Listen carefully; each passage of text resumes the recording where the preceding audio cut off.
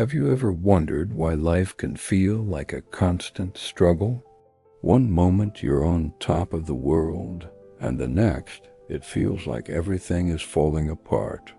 We chase happiness, thinking a new job, a new relationship, or a new phone will finally fix everything. But somehow, that feeling of dissatisfaction always creeps back in. What if the reason for all this suffering isn't what we think it is? What if there's a simple truth we've been missing all along?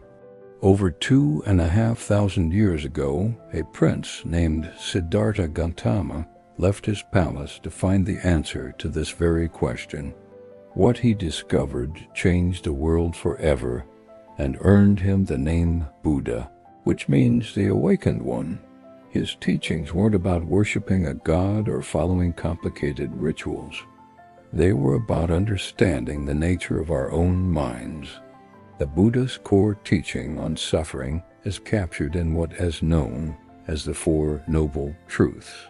It sounds complex, but the idea is actually incredibly simple. The first truth is that suffering, or dukkha, is a natural part of life. This isn't meant to be depressing. It's an honest observation. We all experience physical pain, sickness, old age, and eventually, death. We also face emotional pain like sadness, disappointment, and stress. Acknowledging this isn't pessimistic. It's realistic. It's the first step toward freedom. So what causes this suffering? This brings us to the second noble truth. The Buddha taught that the root of our suffering is attachment and craving. Think about it.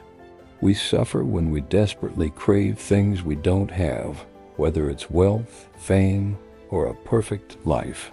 We also suffer when we reattach to things we do have and live in constant fear of losing them. It's this endless cycle of wanting and fearing loss that keeps us trapped.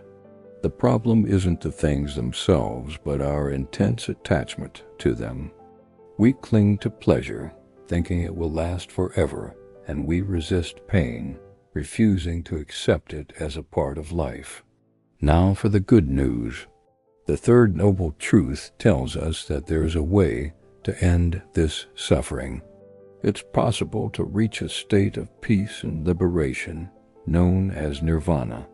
This isn't some mythical heaven, but a state of mind you can cultivate right here, right now. It's about letting go of our cravings and attachments. When we stop clinging so tightly to our desires and fears, we find a profound sense of freedom and contentment that doesn't depend on external circumstances. But how do we actually do that? That's where the fourth noble truth comes in, the Eightfold Path. This is the practical roadmap to ending suffering. It's not a set of strict commandments, but a guide for living ethically and mindfully. It includes things like right understanding, seeing things as they truly are, and right mindfulness, which means being fully present in the moment without judgment.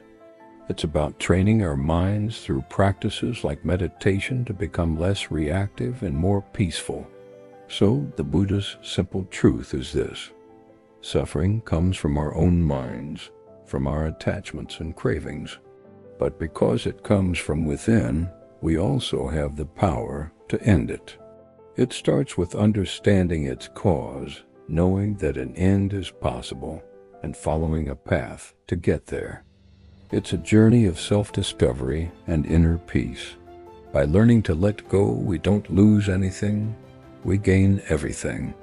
We find a stable, lasting happiness that isn't dependent on the roller coaster of life's ups and downs. Thanks for watching.